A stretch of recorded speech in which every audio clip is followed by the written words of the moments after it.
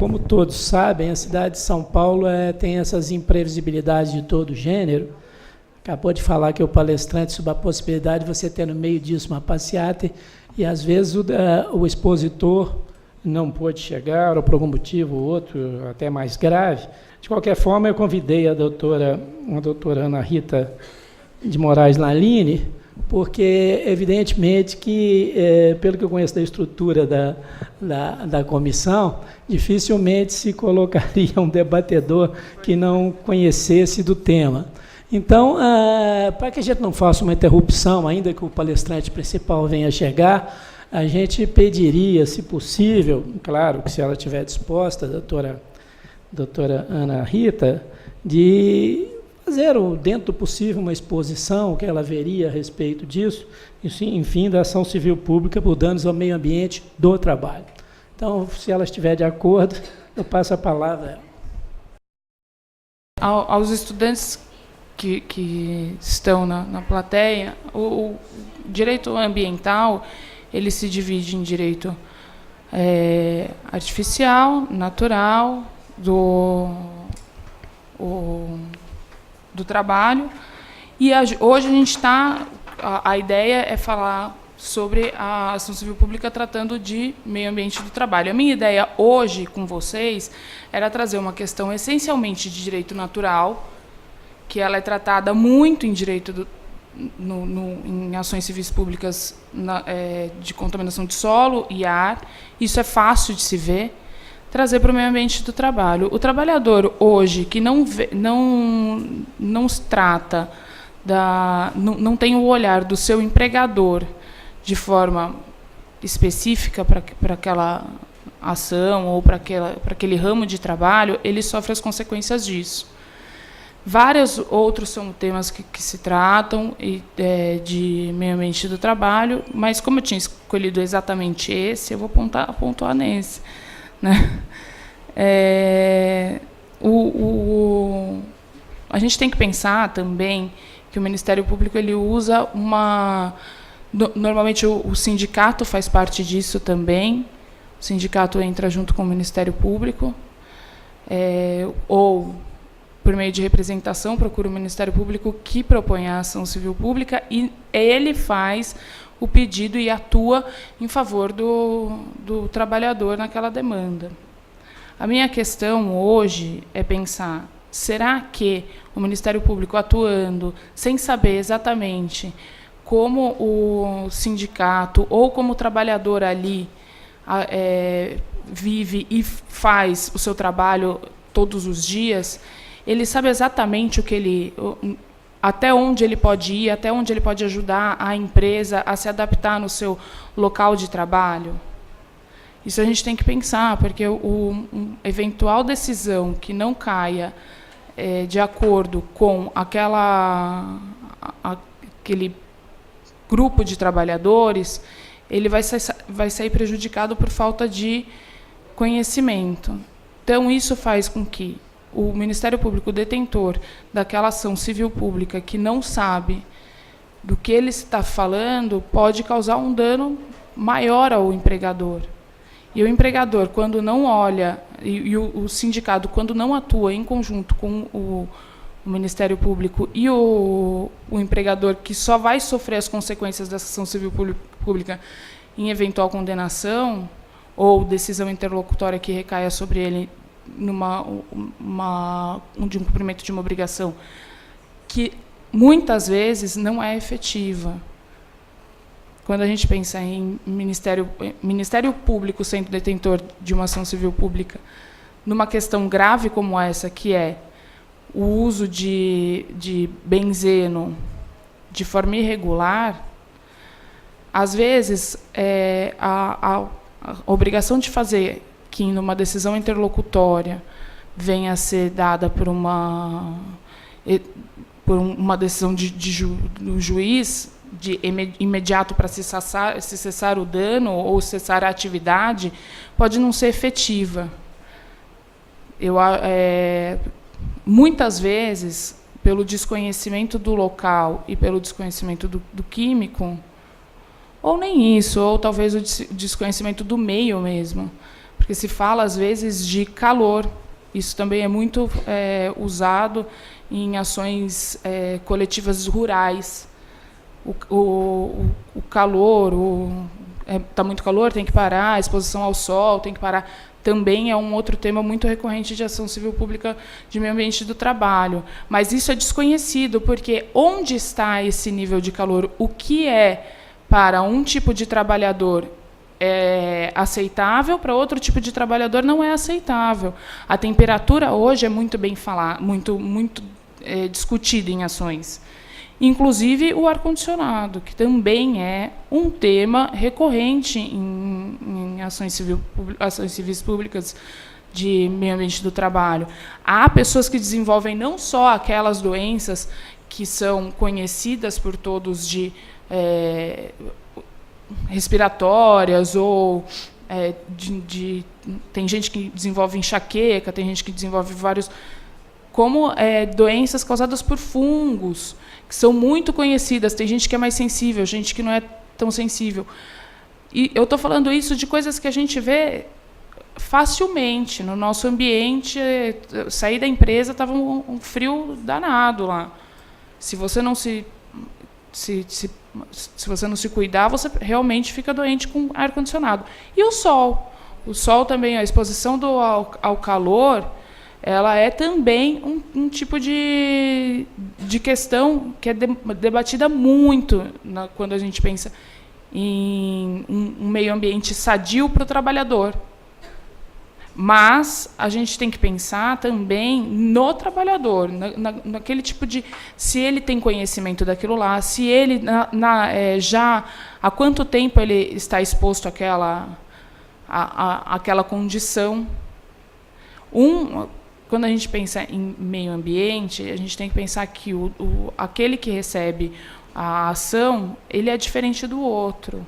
Então, se você pensar num coletivo, nem sempre o coletivo está... Tirando a questão do benzeno, é claro, né? Porque todo mundo é altamente contaminante o material,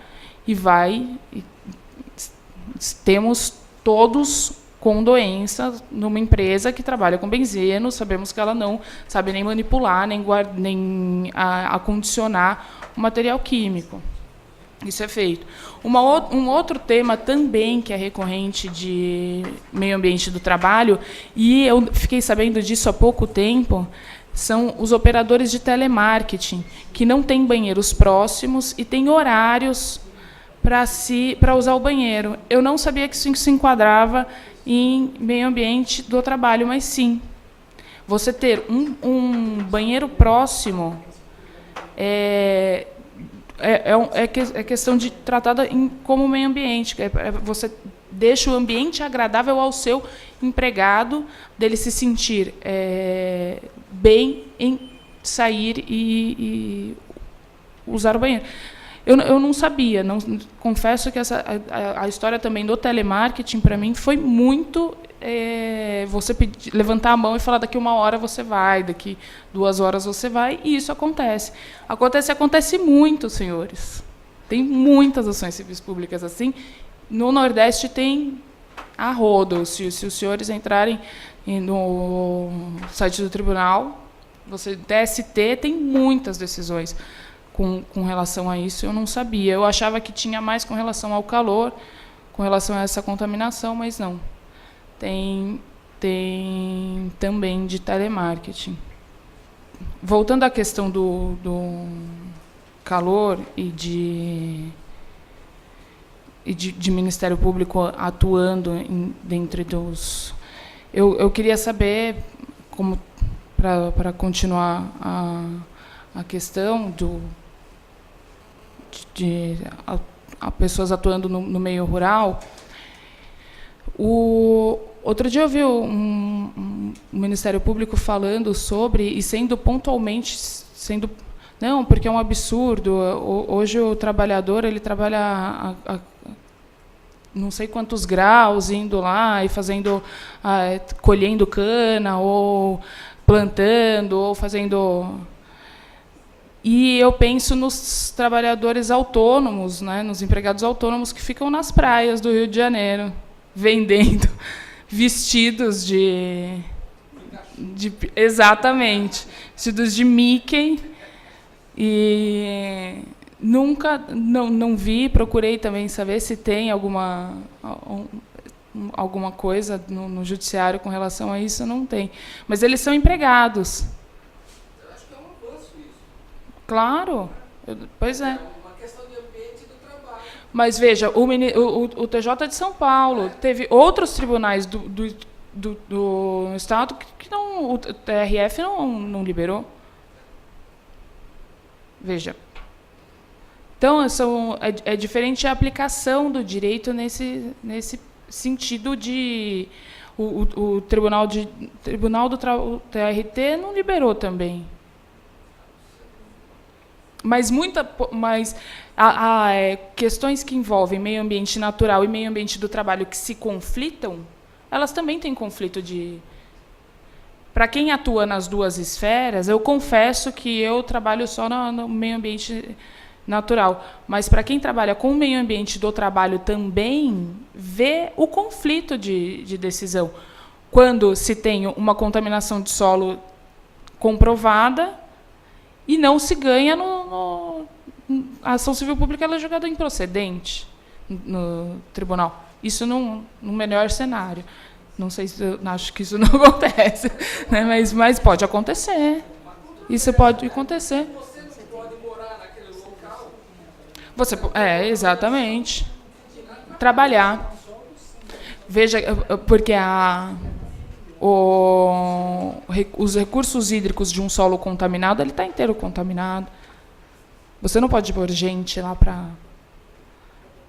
para trabalhar ou para respirar aquele ar. Uma outra questão também que me vem agora, quem trabalha com lâmpada. Essas lâmpadas, elas são totalmente... Elas são radioativas, elas são muito contaminantes. Elas têm o mesmo componente químico de cândida, de água sanitária. E, antigamente, isso daí era quebrado e enterrado. O solo é inteiro contaminado. A gente sabe que tem empresas que elas atuam no mesmo local, os empregados são os mesmos e continuam trabalhando lá e desenvolveram doenças, mas continuam trabalhando. E quando você entra com um acordo numa ACP que se trata de direito natural de contaminação daquele solo, você faz um TAC. Mas aquele TAC não vale para remediação quando você for falar dos seus empregados. E, muitas vezes, o erro acontece aí. Aceita-se o TAC firmado em outra esfera. Eu estou fazendo a remediação. E esquece do empregado. Esquece daquele dano. Não, porque eu já tenho, é sobre o mesmo objeto. A contaminação é a mesma. E, às vezes, por não saber lidar com a questão química e especialmente do que é o meio ambiente, do que é a saúde, como é que as pessoas se desenvolvem, porque é uma coisa biológica, né? Você vai lá, você faz a remediação e entra num acordo, paga qualquer indenização pelo dano causado ao meio ambiente. E, por não saber, o Ministério Público, então a gente arquiva esse daqui, já que você pagou, e o empregado também acha que está tudo muito bem, porque agora eu estou adaptado, a minha empresa está adaptada, então o que eu desenvolvi, isso é esquecido. Então, esse conflito de decisões, as decisões conflitantes nas esferas em tribunais diferentes, causam um dano enorme à aplicação do direito do trabalho,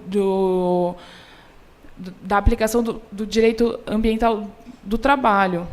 Porque o natural e o cultural e o artificial, ele já está muito bem moldado nos outros tribunais. Quando você fala em direito do trabalho, a partir do momento que você assumiu o passivo e se comprometeu a remediar a área ou alterar o que esteja causando o dano ao seu empregado, se aceita, o juiz aceita, o Ministério Público aceita, e acaba não sendo efetiva a tutela do direito do trabalhador. Então, essa questão de decisão conflitante entre as justiças também é uma questão recorrente no direito do trabalho, e eu vejo, porque atuando em uma das áreas, necessariamente eu vou ter que ajudar o meu colega na área de direito do trabalho.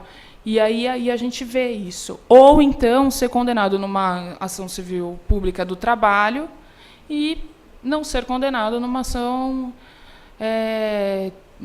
civil pública de contaminação, por exemplo. O que acontece? É mais recorrente. Com o protecionismo do empregado, que é já inerente da Justiça do Trabalho, isso acontece, é mais recorrente. Você tem uma decisão positiva no direito do trabalho e uma decisão negativa na Justiça Comum. E aí as discussões são tantas outras. Só complementando, realmente essa ciência ela é muito rica, multidisciplinar, né, inter e multidisciplinar. Como bem falou a doutora Ana, nós temos aí um problema muito sério no que tange ao desconhecimento das normas. Porque normas tem. Todavia, eu vou dar um exemplo, a doutora estava dizendo com propriedade a questão do papel da empresa, do papel da indústria. Aqui nós temos um problema muito sério. Primeiro, a complexidade das cidades, o número de pessoas. Segundo, as normas que complementam isso. No caso do empresariado, o microempresariado, a área de restaurantes, por exemplo, a situação é dramática. Principalmente nessa região que nós estamos, que, querendo ou não, nós temos a UAB, nós temos o Ministério Público, nós temos Poder Judiciário, né, perto, e que de uma certa forma, dá o olhar, né, também do agente educador. Todavia, na área de restaurantes, se improvisam, né, áreas para serem restaurantes. No fundo, o que acontece? Colocam a região, o setor, a área da cozinha. É dramática essa situação, porque ali estão sendo utilizados vários condimentos, gordura. Imagina que aqueles funcionários estão expostos e tem norma. A prefeitura tem que fiscalizar e outros órgãos têm que fiscalizar também. Todavia, fiscalizar, aí entra na complexidade das cidades. A fiscalização acaba não sendo suficiente. Resultado, os trabalhadores vêm a perecer e perecer de uma forma muitas vezes irreparável, porque não é simplesmente coloca um ar-condicionado. Aliás, tem vários colegas que trabalham só nesse assunto de ar-condicionado.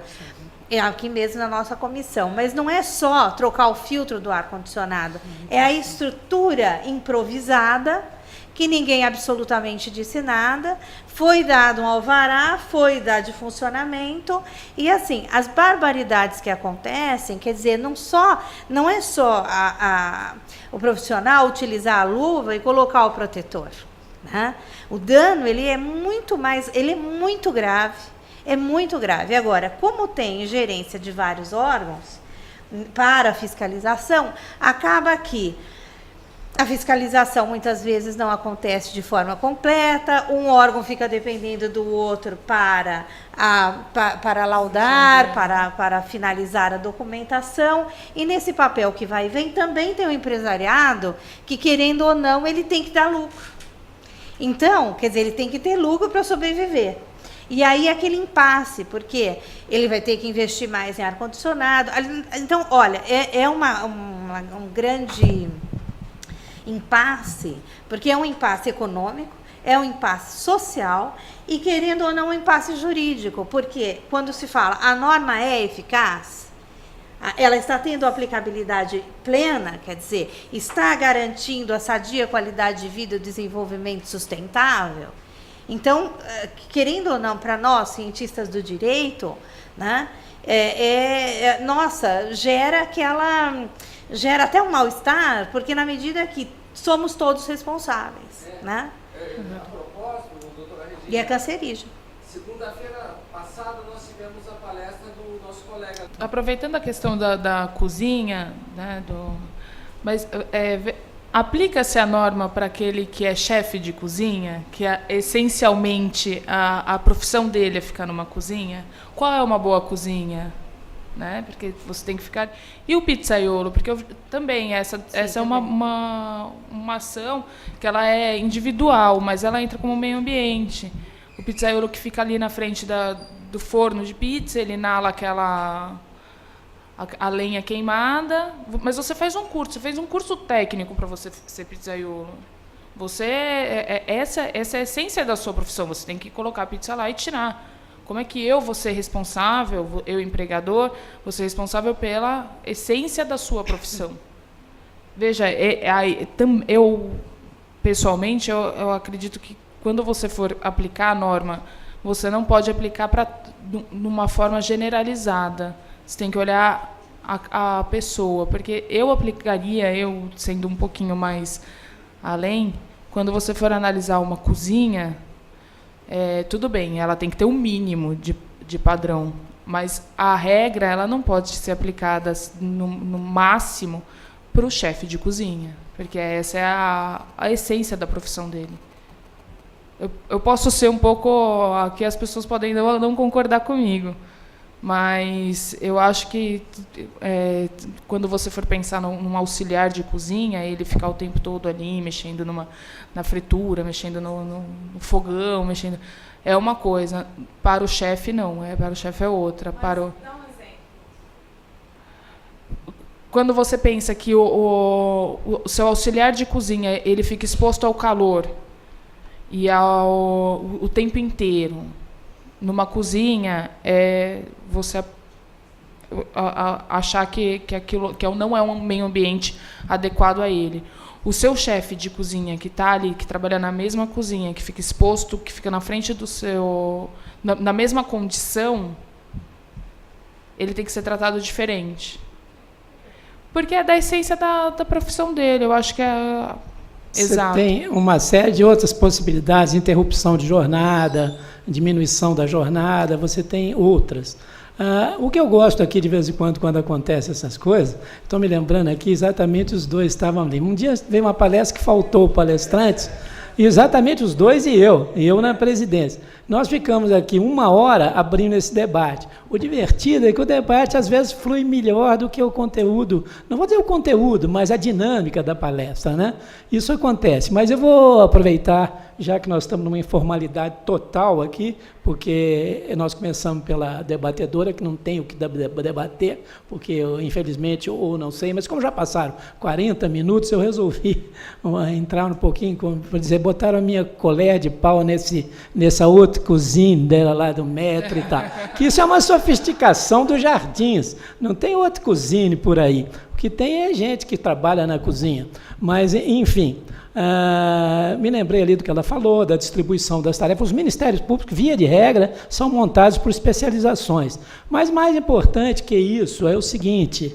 é que é muito difícil, o que vocês estão sentindo aqui, é que é muito difícil, as questões ambientais são muito sofisticadas, muito plurimas, tem inúmeros tipos, dentro de uma função você tem diferenças e tal. Agora, o que eu vou contar para vocês é muito, vamos dizer, pior do que isso. Como esse seminário aqui pretendia dizer da evolução da ação civil pública, o que nós vamos dizer é que, quando eu comecei a fazer mestrado em Direito Ambiental, por exemplo, não se aceitava a competência da Justiça do Trabalho para dirimir os conflitos laborais do trabalho. Não laborais do trabalho. A primeira coisa que precisa ser dita é aqui. Então, vamos estabelecer definições. O que é meio ambiente do trabalho? Meio ambiente do trabalho é um direito que vai proteger a saúde. Tanto que hoje, às vezes, está se preferindo, como o Frederico falou que vai fazer um seminário no Rio, a expressão saúde ambiental. Então, saúde ambiental do trabalho, saúde ambiental disso, ou do meio ambiente natural, etc. Por quê? Porque, no fundo, o que está se protegendo é a saúde. Senão, você estava tratando de uma relação de emprego.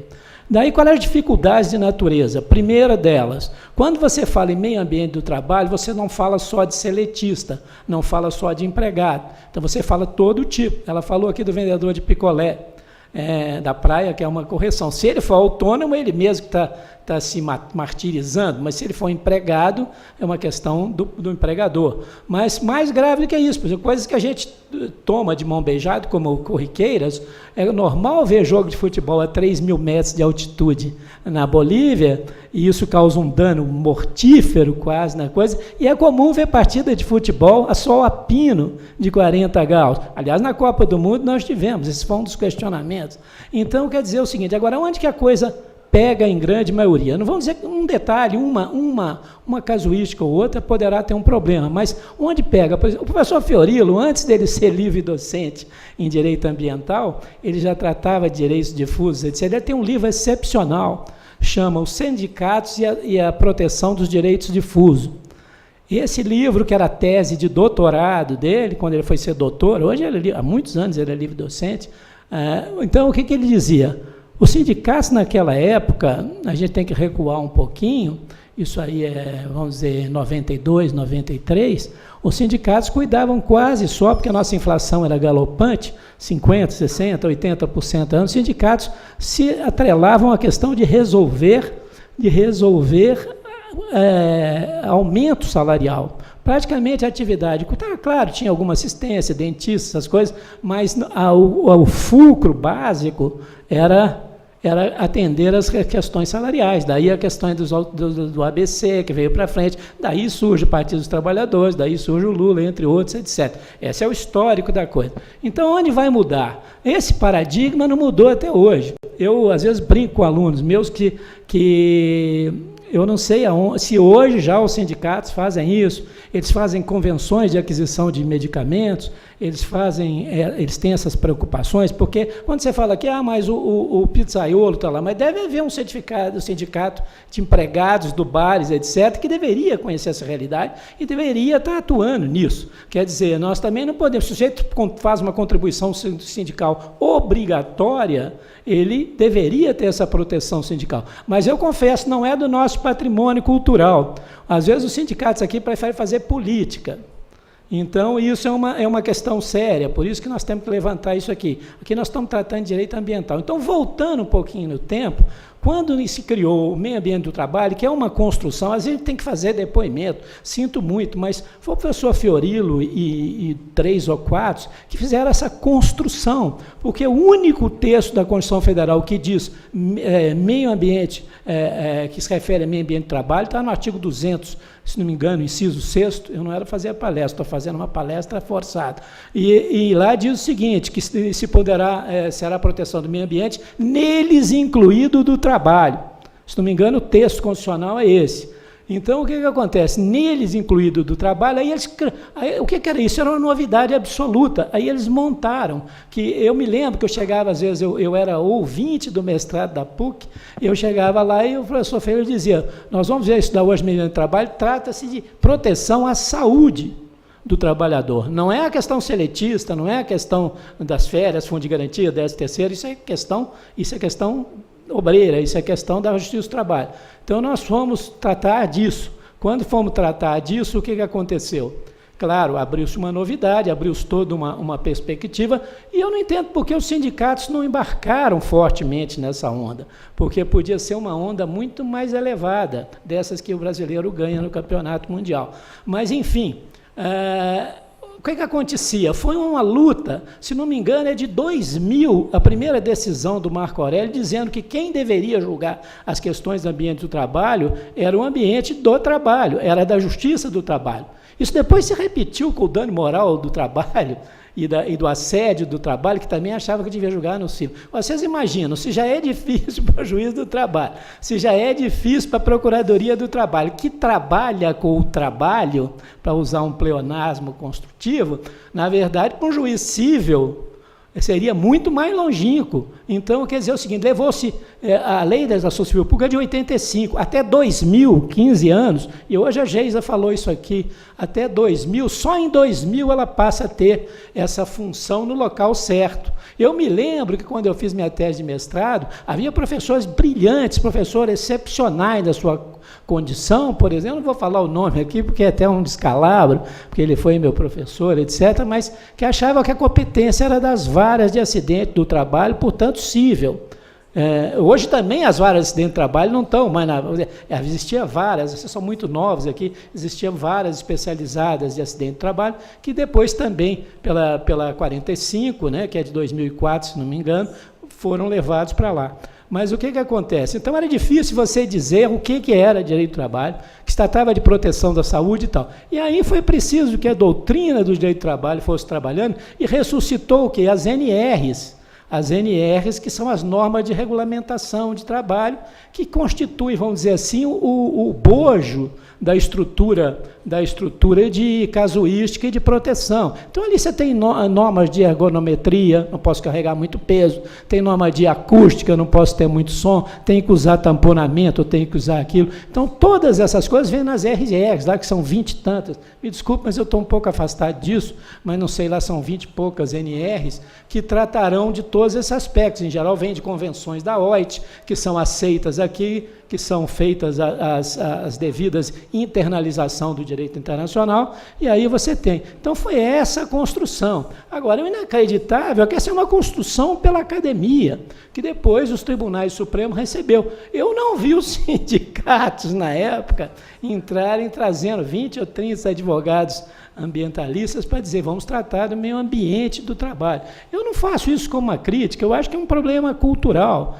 de herança cultural. Agora, a verdade é isso, que essa é que é a condição. Agora, qual que é a dificuldade? A dificuldade é quando você trata do direito do trabalho como proteção à saúde ambiental, onde o trabalho se exida, ele abandona a primeira coisa que acreditava, era o piso de fábrica. Então, nós vamos tratar do piso de fábrica, vamos ver se a máquina é boa, se ela corta o dedo, se ela não corta o dedo. Isso é um aspecto. Aí você começou a ter trabalhador, como ela falou aí, da cana-de-açúcar, o trabalhador que trabalha a jornada. Você tem um trabalhador da Petrobras, que recentemente morreram 6, eles trabalham em atividade subaquática, que é submarina. Você tem o empregado aeronáutico que trabalha no ar, eles trabalham 8 horas de jornada em aviões. Então, quer dizer, você tem N possibilidades, essa é a riqueza do direito ambiental, porque é uma coisa sem limite de fechamento. Você pode ter todos esses aspectos por aí. E aí você vai cair em inúmeras dessas coisas, legitimação, etc., e aí foi se construindo aí, a partir do Ministério Público do Trabalho, começou a trabalhar todos esses dados e foi montando. Por exemplo, foi uma luta específica do Ministério Público do Trabalho, até um pouco coadjuvado pelo professor Celso, a ideia de criar, aceitar a dano moral coletivo, que foi a primeira ação clássica, aquela da Baixada Santista, etc. Mas eu sou de uma época em que você sequer eu sou dessa época um pouco contra gosto, mas sequer admitia a existência de um julgamento na Justiça do Trabalho. Então, quer dizer o seguinte, você tem que entender o seguinte, isso que eu estou falando levou 15 anos para admitir que deveria ser sido a Justiça do Trabalho para fazer. Agora passaram mais 15 e nós ainda temos alguns problemas, como esses que ela levantou, de falta de entendimento, ou usar a prova produzida na área natural, que considera apenas o meio ambiente natural, e esquece que lá em cima daquele ambiente natural eu vou botar alguém, e alguém estará ali. E agora teve uma decisão, há uma semana ou duas de Brasília, se não me engano, relatado pelo ministro Fux, que cortou uma proibição da Prefeitura Municipal de Piracicaba de que se queimasse palha de cana, sob a alegação de fundamento econômico e que isso não estaria regulamentado o fim, porque foi feito um decreto, uma lei que dava um prolongamento em vários anos, para se acabar com a colheita, etc., mecanizado, não mecanizado, 30% de aclive, não 30%. Enfim, até hoje temos isso. Agora, o que acontece? Por isso que nós precisamos dos estudantes aqui, por isso que eu entrei nessa história, porque os estudantes que estão aqui, que são o direito ambiental do futuro. Né? Meu colega aqui, e minha colega Thaís também, nós já estamos, quer dizer, na metade do caminho, se não, como eu, mais especificamente, tendendo para o fim. Então, quer dizer, o que nós queremos é que vocês tenham essas coisas. Então, vocês terão que vem a todos esses pormenores, vocês vejam que são complexas. Por exemplo, eu quando saí, por exemplo, o trabalho pode ser um item da consideração do exercício da cidade. Só para vocês terem uma ideia, se eu tiver uma ruim mobilidade, se eu tiver fazer com que um operário leve 3 horas para ir ao trabalho e voltar ao trabalho, essa questão, que é uma típica questão de bem ambiente artificial, urbanístico, para usar a expressão do Celso de Mello, ela é uma questão que, no fundo, envolve a saúde do trabalhador. Porque o varejo é jornada extenuante, porque ele vai trabalhar 8 horas, mais 3 para ir, mais 3 para voltar. E são 14 aí. Não me admira dizerem, há pouco tempo atrás nós fizemos um seminário aqui, que para mim eu caí, vamos dizer, estatelado, porque eu jamais teria imaginado isso, que 85% da população de São Paulo jamais tinha ido a um cinema. Então, o dado é gigantesco. Eu falei, mas como? Eu já fui tantas centenas, talvez milhares de vezes. E teatro, então, já nem vou dizer, porque aí deve ser 99%. Então, quer dizer, nós temos todo um universo para trabalhar. Agora, na questão do trabalho, é grave. Por quê? Por exemplo, ela falou na questão da... Porque no trabalho você não tem opção de não trabalhar. Esse, eu diria, Fiorilo, é um regime capitalista em que você troca a sua força de trabalho pela uma quantia em pecúnia com a qual você sobrevive. Então, no regime trabalhista, se eu não trabalho, no mínimo, sou meio olhado como marginal, ficando à deriva. Então, eu não tenho opção de não trabalhar. Salvo eu ser, podia fazer uma maldade, salvo eu ser político, ou salvo eu ter sido filho de milionários, etc, etc. Então, na verdade, o que nós estamos querendo dizer aqui? É que essa construção é uma construção que terá que ser feita culturalmente, caso a caso. Agora, acho que há uma certa... Eu gostaria de ver os sindicatos mais proativos, né? Como você está dizendo que às vezes acontece lá em Campinas, na região, lá é não sei o número da região. 15ª região, que tem outro tribunal, né? E lá tem por exemplo, eu me lembro de um excelente professor de meio ambiente do trabalho e de acidentes. Então, quer dizer o seguinte, o que se espera é que a gente evolua. Agora, a proteção terá que vir de uma maneira ou de outra. E eu vou dizer para vocês, por exemplo, só para vocês, parece uma novidade, olha, fulano que trabalha lá no call center do coisa, tem dificuldades de jornada, tem aquelas proteções de interrupção, etc., que já são algumas. Essa história aparece pela primeira vez no mundo nas telefônicas, nas operadoras de telefone, que punham uns pininhos, uns plugs no sistema e que transferia a ligação. Essas mulheres ficavam tão dependentes disso, que às vezes elas iam para casa e ficavam dando soco no marido à noite, porque ela continuava trabalhando. Isso foi ridicularizado. O Charlie Chaplin, no Tempos Modernos, mostra isso, que aqueles empregados do Fordismo, do Taylorismo, eles acabavam incorporando o movimento reflexo, e isso podia acontecer. Então, recomendo um livro para vocês, que não sei se está esgotado por aí, é muito difícil. O livro tem um título muito significativo, chama A Loucura do Trabalho. Significa o seguinte, não sei se alguém aqui já leu, conhece. Então, ele conhece. Estou vendo aqui que não é só aluno que tem aqui, não. Ele deve estar na pós-graduação, alguma coisa, não sei se são alunos. Eu pensei que fossem alunos de graduação. Então, por isso que eu fiz toda essa introdução. Se vocês já são da pós-graduação, eu não creio que a minha intervenção seja de grande utilidade. Mas, enfim, esse livro demonstra isso, que nunca foi fácil obter vantagens e progresso no meio do trabalho. Nunca foi fácil, sempre foi luta, foi árdua, foi difícil. O Brasil ainda é um país que tem essa índole meio, pelo menos, liberal ou neoliberal, porque nos países como os Estados Unidos, de rígida formação de liberdade total de economia, etc., você tem dificuldades muito maiores. Você não chega a ter sequer uma justiça do trabalho, você não tem, por exemplo, o SUS, você tem N coisas. E a pessoa aqui, como diz o professor Celso, fala, o fulano é de Harvard. Harvard não é fácil. Fala, mas o que é que tem lá que tem aqui? Quase nada. Aliás, a crise econômica dos anos aí, desses anos 2009, 2010, demonstrou isso, que o aparelhamento social deles é muito inferior ao nosso, tanto que tinha milhares de pessoas que foram para a rua ficar dentro de automóvel abandonado, etc. Tal. Aqui é ruim, mas num país com a riqueza deles, aconteceu o que aconteceu, me parece pior. Então, o que eu acho é o seguinte, visto que nós agora já estamos no ponto de adentrar ao último tema, eu agradeço muitíssimo a minha cara palestrante. Imagina, eu sei que agradeço, seu último nome desculpa. é Naline, porque ela trouxe ao contrário, nós trabalhamos aqui de forma puxamos uma casuística primeiro, que é o modelo anglo-saxão. Cuidamos do caso e depois eu tentei jogar um pouquinho de teoria em cima disso, só para tornar a coisa mais... Pensei que fosse alunos de graduação mais compreensível, não foi outro meu interesse de intervenção. Contei algumas coisas de história que eu vivi, que eu presenciei, enfim. Mas, no fundo, então, eu agradeço muitíssimo e dou a palavra, vocês quiserem fazer alguma consideração.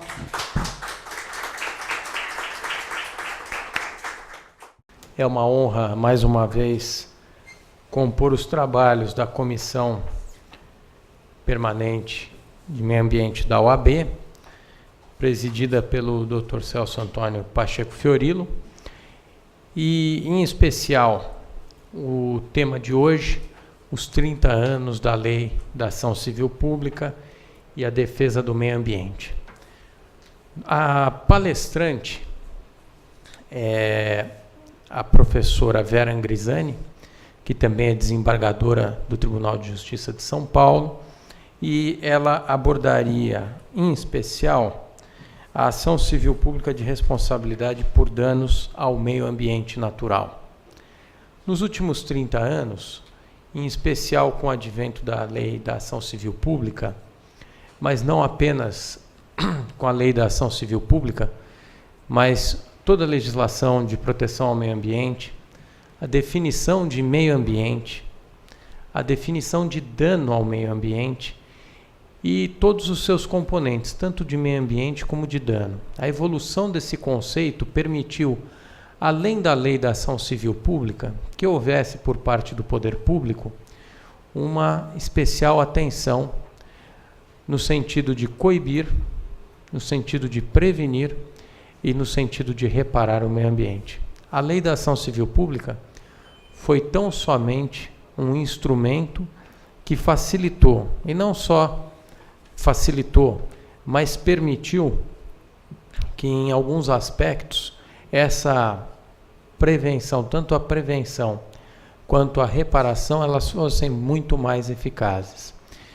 Quando nós falamos, por exemplo, do fundo de reparação, o fundo que é tratado pela Lei da Ação Civil Pública, nós temos aqui, com base no movimento das class actions americanas, um importante instrumento para que o valor, ainda que não sirva, aquele valor que é arrecadado com uma determinada condenação, ainda que ele não sirva para a reparação de um dano específico, que ele faça parte de um fundo e esse fundo seja destinado a programas, a proteção, no caso do meio ambiente, e eventualmente até a reparação em outros aspectos ou em outro âmbito, que não aquele necessariamente degradado.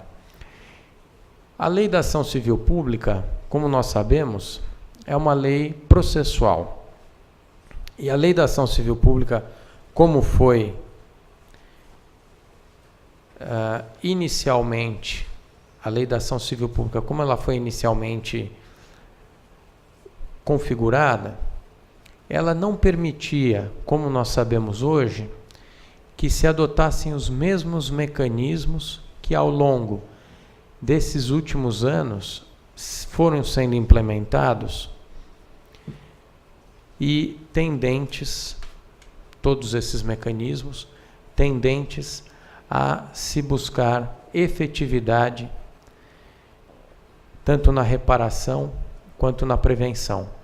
A Lei da Ação Civil Pública, como um instrumento processual, e inicialmente ela não continha determinados mecanismos que ao longo dos últimos anos foram acrescentados de maneira bem ampla. A tutela da evidência, que foi transportada para a Lei de Ação Civil Pública e hoje é utilizada na proteção do meio ambiente, as tutelas de urgência em geral, os bloqueios de valores, tudo isso não estava previsto inicialmente na Lei de Ação Civil Pública e nem se pensava em algo assim. Com o novo Código de Processo Civil, que até onde eu tenho notícia seria sancionado pela presidente hoje, com o novo Código de Processo Civil, alguns desses mecanismos passam a ser incorporados até mesmo pelo próprio Código de Processo Civil. E isso, sem dúvida, vai acelerar e dar mais efetividade à Lei de Ação Civil Pública na defesa do meio ambiente. E há outros fatores também que, ao longo do tempo, se verificaram. O meio ambiente, sem dúvida, o conceito de meio ambiente, ele compõe ou ele está dentro daquilo que nós tratamos como dignidade da pessoa humana. E, como tal, nós podemos tratá-lo até como um direito fundamental. E nós sabemos disso. Dentro desse conceito de direito fundamental, a proteção a que ele é dirigida é a mais ampla possível. Ao longo dos últimos anos, independente da Lei da Ação Civil Pública, independente das mudanças que o Código de Processo Civil trouxe, todas essas reformas que foram trazidas ao Código de Processo Civil, independente de tudo isso, os mecanismos foram se aprimorando internamente, dentro do próprio direito ambiental, independente do direito processual. E nós temos várias iniciativas que, independente da Lei da Ação Civil Pública, mas muitas delas ocasionadas pela própria lei e muitas delas pela evolução do conceito de meio ambiente, pela evolução do conceito de degradação, elas foram sendo criadas e aprimoradas e finalmente aplicadas. Nós vemos, por exemplo, o que se discutiu no ano passado, inclusive em um dos congressos que nós fizemos da nossa comissão, a ideia da composição no âmbito ambiental. A composição, a conciliação no âmbito ambiental, que hoje é tratada pela Polícia Militar, pela Secretaria de Meio Ambiente, e sempre tendendo a buscar uma solução rápida e uma solução eficaz no sentido da reparação. O que acontece na prática? E a Lei da Ação Civil Pública, apesar de, por um lado, ter vindo para dar efetividade a esse sistema de proteção ao meio ambiente, por outro, não gerou as expectativas que deveria, na prática, nós temos, como foi dito aqui mais de uma vez, uma série de autuações. Então, sujeito autuado, é iniciado um inquérito civil. Esse inquérito civil se transforma numa ação civil pública. Isso leva 5, 10, 15 anos. A reparação não vem. As medidas eficazes para a tutela do meio ambiente ainda demoram muito. Então, ainda com essa sistemática proposta tendente a preservar o meio ambiente, com uma lei de ação civil pública e com tudo que se destina à proteção do meio ambiente, nós ainda temos um caminho bastante lento nesse sentido, do ponto de vista da eficácia e da efetividade. Esses outros caminhos alternativos, que nós chamamos de alternativos, mas quando nós falamos de meio ambiente, deveriam ser caminhos próprios, talvez em alguns aspectos até desjudicializados, eles vieram, mesmo com a Lei da Ação Civil Pública, para tornar mais eficiente a proteção do meio ambiente. Essa composição ambiental, sem dúvida, ela demonstra isso. E demonstra que, no âmbito da proteção do meio ambiente, em especial do meio ambiente natural, nós temos, em alguns aspectos, em algumas situações, nós temos que ter métodos próprios de resolução de conflitos e métodos próprios tanto para recomposição, como para reparação e, eventualmente, até para proteção. Métodos próprios. Talvez nem sempre, o sistema que nós temos hoje, nem sempre atenda com eficiência e eficácia a todos os casos que nós temos. Tanto é verdade que, mesmo com a Lei da Ação Civil Pública, que sem dúvida foi um avanço muito grande, nós temos ainda um índice de desmatamento, uma degradação ambiental muito grande. E recentemente eu tive com um pessoal que é de uma entidade que defende o meio ambiente, e eles estavam comentando que São Paulo aparentemente teve um trabalho bastante eficiente no sentido de diminuir a velocidade da degradação ambiental. Mas fora de São Paulo, é muito difícil de ver essa diminuição de velocidade de degradação ambiental. E isso acontece principalmente nos litorais. Mesmo com a ação civil pública, a lei de ação civil pública, mesmo com todos esses mecanismos, ainda por conta do tamanho do Brasil, por conta talvez de uma sensação de impunidade, ainda exista uma velocidade na degradação e um trabalho de degradação que é tendente a crescer. Se desmata, se constrói, não se repara, não se compensa, e isso aparentemente tem sido, eu não diria a regra, mas isso tem sido recorrente mesmo com a lei da ação civil pública. Eu gostaria de passar a palavra para suas considerações para os componentes da mesa. A palestra era da desembargadora Vera Angrisani, que teve pelo que aparentemente teve um problema no caminho, a chuva que caiu inundou uma parte da cidade.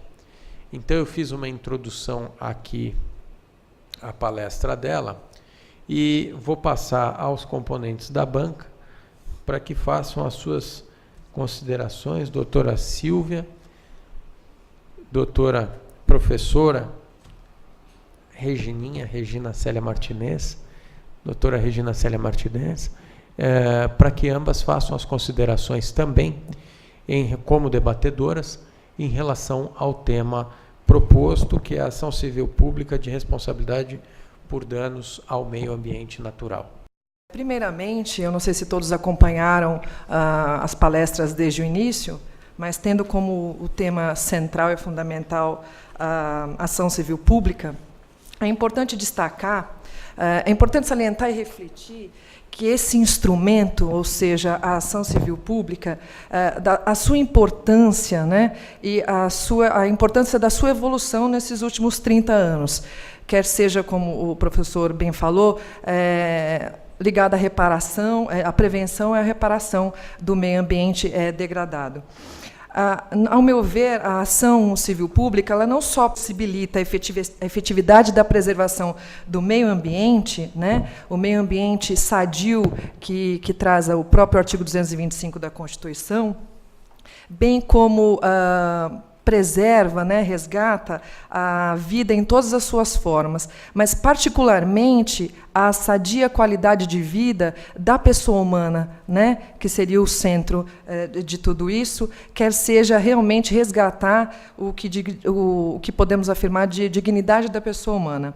A doutora Geisa, hoje mesmo aqui na palestra, quem pôde acompanhar, uma brilhante exposição sobre ação civil pública de responsabilidade por danos à saúde ambiental, ela comentou, ela fez uma pergunta que eu estava na plateia desde cedo e me fez refletir. Eu gostaria que vocês refletissem sobre o tema e, se fosse o caso, nós abriríamos, então, para perguntas ou até para discussão. A doutora Geisa fez uma indagação. Será que a ação civil pública, esse instrumento, permitiu, será que a ação civil pública, como instrumento fundamental, mas será que isso só pode ser resolvido pelo judiciário, né? Só o judiciário, tudo tem que ser, então, resolvido através da ação civil pública, né? Nós vimos durante as exposições que vários temas não precisariam chegar a ser discutido numa ação civil pública, né? Então, ao meu ver, e concordo plenamente com o que o professor expôs agora, que esse instrumento realmente ele permite a prevenção e a reparação eficaz do meio ambiente, né, da preservação do meio ambiente. Mas eu acredito que também a sociedade como um todo, ela precisa cumprir com sua parte, né, que é um dever de todos a preservação do meio ambiente, ou seja, a parte que lhe cabe, né, o respeito ao regramento jurídico constitucional, né, como contribuição para a preservação desse meio ambiente, não só atual, mas não só para a geração presente, mas para as futuras gerações, né. O meu professor, Dr. Celso Fiorilo, que foi meu orientador, será sempre meu mentor, eu aprendi com ele que a reparação de um dano ambiental, ela sempre será difusa, né? Por que sempre será difusa? Dada a indivisibilidade do objeto, quase que não sai. Por quê? Porque está no bem da vida, né? Bem como a indeterminabilidade do seu titular, ou seja, alcança, na medida que não é possível alcançar apenas uma pessoa, né? O resultado, ela vai alcançar um número indeterminado de pessoas, né? Essas considerações que eu tenho para fazer, eu vou passar a palavra para a doutora Regina, se for o caso, eu retomo essa palavra para a gente poder debater o tema. É possível, doutora? É possível, eu só vou fazer uma consideração em relação a isso. Assim. Toda a discussão parte da Constituição Federal, do artigo 225, a gente fala em meio ambiente sadio, e o meio ambiente sadio como uma decorrência da própria dignidade da pessoa humana, lá do artigo 1º, inciso 3 da Constituição Federal. Existe, contudo, aqui no Brasil, e muito em especial quando nós tratamos desse tema, judicialização de tudo. Judicialização de tudo. A judicialização, eu vou dar 2 exemplos aqui. Direito de família. Será que o caminho é a judicialização cada vez maior do direito de família? Nós temos todo um trabalho voltado à desjudicialização, à conciliação. Nós vemos, por exemplo, sempre, em todos os discursos, o presidente do Tribunal de Justiça de São Paulo dizendo: vamos conciliar, vamos conciliar, vamos conciliar. Será que o caminho, por exemplo, e eu estou dando um exemplo aqui para fazer o mesmo paralelo, o caminho, no caso do direito de família, é a judicialização ou a desjudicialização? Então, eu vou chegar lá, na frente de um juiz, com a outra pessoa, quer dizer, eu como advogado vou levar um marido ou a esposa, outro advogado, quer dizer, o ambiente já completamente desgastado. Para um juiz que tem mais milhares de causas, 5 minutos para tentar uma conciliação, porque ele tem uma série de audiências. Aí a culpa é do juiz que não faz a conciliação, ou a culpa é do advogado que não orientou bem o cliente. Quando, na verdade, talvez fosse o ponto de se refletir se esse sistema é aquele que deveria ser adotado para essas causas. Nós estamos buscando uma forma alternativa? Não. Alternativa não. Na verdade, talvez a alternativa seja a que esteja sendo usada hoje. Nós teríamos que ter uma forma própria para aquele tipo de conflito. Depois, nas situações de meio ambiente, nós já tivemos a oportunidade de falar sobre isso aqui, como eu já havia falado no início. Meio ambiente. A questão de meio ambiente, ela vai muito além da judicialização e da lei da ação civil pública. Em primeiro lugar, a população não sabe o que é meio ambiente sadio. A população mais informada, vamos dizer assim, discute que o sabiá laranjeira canta de manhã e tem raiva do sabiá laranjeira e quer ver o sabiá morto. Mas ele canta porque o cara precisa pôr uma lâmpada para o sujeito que mora no prédio, num bairro de alto padrão, não ser assaltado. Se ele apagar a lâmpada que está ali da rua, da iluminação pública, o sabiá para de cantar. Mas ele não sabe disso, ele quer malhar o sabiá, ele quer que o sabiá morra, escreve isso no Facebook, coloca isso no jornal, manda para o Estadão uma crítica lá dizendo: olha, eu não aguento dormir, eu não consigo dormir porque o sabiá não para de cantar. Mal sabe ele o que é um sabiá, ele que pegou e construiu a casa dele, onde tinha a casa do sabiá. Então, enquanto não tiver o mínimo de consciência do que é meio ambiente sadio, Educação ambiental, né? não adianta. Educação ambiental em sentido amplo. A gente não sabe fazer coleta seletiva de lixo. A maioria das pessoas cria problema com isso. Como é que eu vou querer fazer conciliação ambiental no âmbito do direito ambiental se a pessoa não tem consciência? Uma grande parte das pessoas quer ver o sabiá morto. Tem uma árvore lá, corta a árvore. Não faz diferença, não tem ideia do que seja aquilo.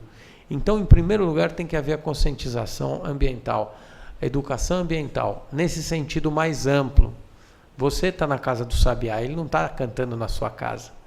Você parou aí do lado, ele está cantando. Se você tem uma balada do lado da sua casa e você foi morar lá, você sabe que tem a balada. Ah, tudo bem, tem o PSIL, a lei do PSIL, ele não pode passar de tantos decibéis, mas a confusão na rua, o trânsito e tal.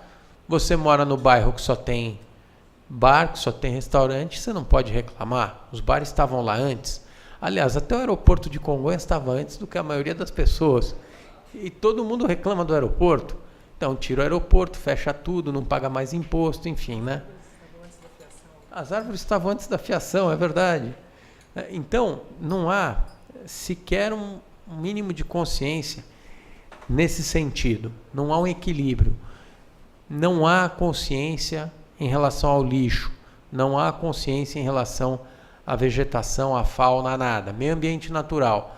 Cara, para as pessoas em geral jogarem um lixo na rua, por que não? Porque como começou o boato que vão multar, as pessoas têm medo de jogar lixo na rua. Mas é só olhar o que tem de lixo, lixo assim, do tipo bala, chiclete, lixo mesmo, de verdade, isso jogam. Né? Para lá o caminhão à noite e despeja entulho. É tão ridícula a situação que a gente tem vários ecopontos na cidade e o pessoal continua jogando lixo na rua. Para o caminhão de entulho, a carrocinha descarrega em algum lugar. Um dia desses eu estava vendo uma reportagem, eu não me lembro qual que era o lugar, que há uns 2 anos continua com um entulho jogado, não sei se é embaixo de um viaduto e tal, e ninguém tomava providência. Quer dizer, a situação vai muito além. Isso é um primeiro ponto. Depois, primeiro a educação ambiental, depois a judicialização de tudo. Judicialização de tudo é um termo, quando se estuda processo civil, principalmente o dinamarca, a gente pega todas aquelas ondas renovatórias do processo, nós chegamos num ponto em que realmente, hoje a tutela é universal, universalidade da jurisdição. Tudo pode ser levado, praticamente tudo pode ser levado ao judiciário. Daqui a pouco até a discussão da cor do vestido, se é azul, se é amarela, lá, né? Até isso aí, por quê? Porque vai ter alguma consequência jurídica, obrigacional, vai virar discussão judicial. Tudo se judicializa. E é uma consciência do brasileiro que tudo tem que se judicializar e se levar até o último grau. Então, se o advogado não recorre, mesmo dizendo para o cliente, olha, o recurso tem uma chance de êxito muito pequena, se fundamenta, se explica, tal. Não, mas eu quero recorrer. Aí eu quero ir para o Supremo. Aí o sujeito assiste TV, vê lá o Supremo e fala, não, a minha causa tem que ser julgada por eles. Eles têm que julgar a minha causa. Eu quero ligar a TV e quero ver eles julgando a minha causa. Mas não é bem assim. Então, o sistema, ele tem uma série de recursos previstos e tal, mas não nesse ponto. Agora, a judicialização, a consciência de judicialização que se levou, talvez em parte por conta da sociedade da informação, as pessoas em geral, elas têm a consciência e a vontade de ter a sua discussão levada até as últimas consequências, até as últimas instâncias. Então, a questão da judicialização de tudo também é um segundo problema. Então, mesmo com a legislação vigente, mesmo com toda uma sistemática voltada à reparação e à prevenção dos danos ambientais, nós temos a questão da judicialização, de levar aquilo até o fim, de não haver composição. E, por fim, esses chamados mecanismos alternativos, que hoje se chamam de mecanismos alternativos, ainda sofrem um certo preconceito. Se eu criasse uma Câmara de Conciliação Ambiental com técnicos especializados, todos da área, ainda assim as pessoas podem ter certeza, teriam uma certa desconfiança, porque eu não estou levando aquilo para o judiciário. Então quem tem que dar a palavra final é o Poder Judiciário. Diante de todos esses aspectos que foram levantados, nós temos sim uma lei da ação civil pública que é eficaz, que hoje tem cada vez mais tido efetividade no campo ambiental, não tenho dúvida. As autoridades administrativas, principalmente aquelas ligadas ao Poder Executivo, têm também feito um trabalho, sem dúvida. Se nós olharmos há 20 anos atrás e olharmos hoje, obviamente, existe um trabalho muito mais eficiente voltado à proteção do meio ambiente. Mas a simplificação dos procedimentos nesse aspecto, essa simplificação contribuiria muito para a melhoria do meio ambiente. E toda essa questão da judicialização excessiva, ela volta sempre ao mesmo problema, a questão da educação. A gente fala de questão de educação ambiental, mas a educação para a própria vida em sociedade e da desjudicialização, ela é importantíssima. Se nós não tivermos uma mudança de atitude, uma mudança de consciência, a lei da ação civil pública, ela pode até cada vez conseguir mecanismos melhores, mas ela não vai num determinado ponto. É aquela história, né? Eu tenho um mecanismo novo, ele vai ser eficiente até um determinado ponto. Aí ele atinge o grau máximo de eficiência dele e aí ele passa a não ter mais eficiência. Por quê? Porque é o esgotamento dos próprios mecanismos de resolução, por exemplo, nesse caso. Então, se não houver a consciência da modificação desses mecanismos, é muito perigoso que nós acreditemos nisso aqui para sempre, porque é possível que nós alcancemos um ponto em que, mesmo com toda essa legislação voltada à proteção do meio ambiente, a proteção em si ela não aconteça, se não houver a conscientização e educação ambiental. Para terminar, só aqui o meu comentário que eu estava fazendo, é a questão da água. Nós chegamos a um ponto crítico da água aqui em São Paulo. A questão não é de encontrar um culpado. Isso é um outro problema. O problema é que nós vamos ficar sem água. E aí nós voltamos a todos aqueles problemas. Desperdício, isso, aquilo, tal. A população não está preparada. A população não está preparada, não foi educada para o meio ambiente, não teve uma educação ambiental suficiente para enfrentar uma situação como essa. Isso, e mais. Agora o próximo é o lixo. O lixo, logo, logo, vai explodir. Não tem mais onde pôr lixo. As pessoas não sabem o que é isso. Na nossa comissão, nós já discutimos esse problema do lixo. O que vai fazer com o lixo? Não tem o que fazer. Se não houver um plano realmente muito ousado de reciclagem e de educação ambiental primeiro, depois de reciclagem, o lixo e desperdício em 10 anos, talvez menos, porque o problema da água era previsto para 2020 começar a ter problema, 2050 não ter mais água. Nós estamos em 2015, já começamos a ter problema e não ter mais água. Então o lixo é o próximo. Se não houver uma conscientização, ainda que nós tenhamos esse mecanismo importantíssimo que é a lei da ação civil pública, nós teremos uma situação muito grave com o lixo, assim como nós temos com a água. Professora Regina, para suas considerações, por favor. Bem, a delícia de participar dos painéis, né, de estar aqui na riqueza científica, no laboratório jurídico, refletindo, é justamente sair um pouco tão só da análise da leitura da lei, né, da análise literal da lei, mas partir para a análise sistêmica da nossa própria existência, né? E questionarmos o nosso papel, a nossa consciência, a nossa responsabilidade diante de todo esse processo. Num momento histórico, né? Estamos em 2015, quer dizer, o nosso papel, efetivamente, estamos cumprindo dentro do que é possível, né? É uma maratona, né? Todo o nosso trabalho, enfim, de toda a equipe, de todos os alunos que estão aqui, né, e colegas que estão aqui assistindo, e depois dos que assistirão nas filmagens, porque, afinal de contas, o evento é gravado. Mas, diante de um fato tão importante, que é a vida, né? É a vida que não é só nossa, de repente nós estamos ligados, sim, ao nosso primordial elemento, que é a sadia qualidade de vida, o desenvolvimento sustentável, a dignidade da pessoa humana, e que passa por tantos fatores, né, que interagem com isso. Então, quando o professor Rulli cita a questão da água e outros problemas que foram destacados aqui ao longo dos painéis, nós estamos em verdadeiros impasses que poderão ser cada vez mais intensificados, né? Hoje nós estamos com um problema seríssimo de dengue, né? E com impasse hospitalar, porque, afinal de contas, as vagas também são limitadas.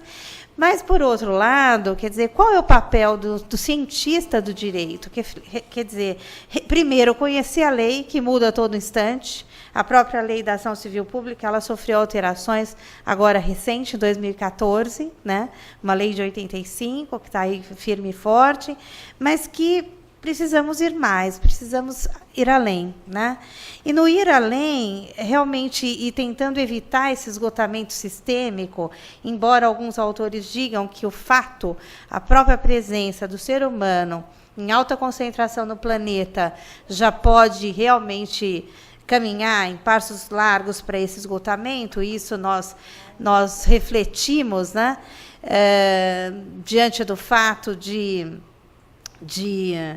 realmente esse esgotamento, não só a problemática do esgotamento sistêmico, porque esgotou, fim, ok.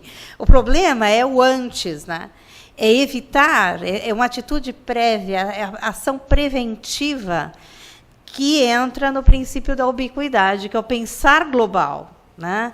Porque, olhando o planeta, hoje uma das questões mais importantes é terra. Falamos aqui, né, vários palestrantes citaram os movimentos de ontem, enfim, mas, veja, temos que valorizar mesmo a nossa soberania, né, as nossas terras, refletir mais sobre o valor do espaço, né, e porque, afinal de contas, no pensar global, claro que as formas de ser e viver no meio ambiente cultural estão sendo colocadas em xeque também, né?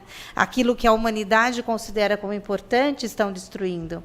Mas não é só isso, é a vida que está em processo também de questionamento, né? Formas de ser e viver, mas também a vida por si só. A disputa pela terra, a disputa pelo espaço, leal ou deslealmente para a natureza. Quais são as regras da natureza?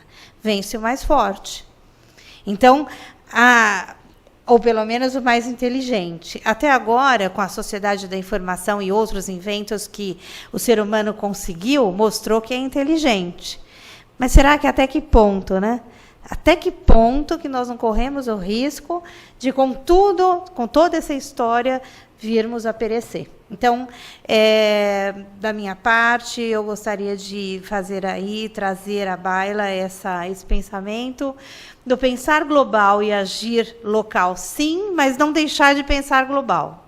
Porque, querendo ou não, é aqui que nós vamos ter, no planeta Terra, né, que nós vamos ter que nos resolver, ou seja, a solução vai ter que vir rápida, porque a existência digna depende realmente disso. Muito obrigada da minha parte, professor. Então, feitas as considerações e dado já o horário, eu agradeço a todos, encerro o nosso congresso dos 30 anos da Lei da Ação Civil Pública e a Defesa no Meio Ambiente,